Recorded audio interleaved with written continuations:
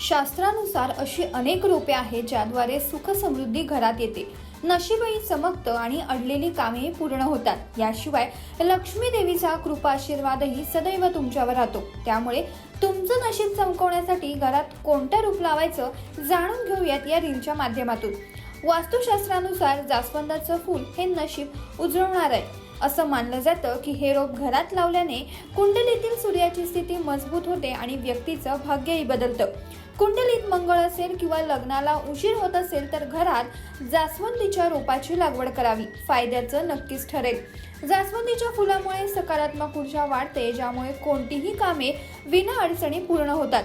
जर वारंवार एखाद्या कामात अडथळे येत असतील तर सूर्यदेवाला जल अर्पण करताना त्यात जास्वंदीचं फूल हमखास घ्यावं, अडथळे येणार नाहीत। जास्वंदीच्या झाडामुळे धनधान्याची कमतरता घरात कधीच भासत नाही।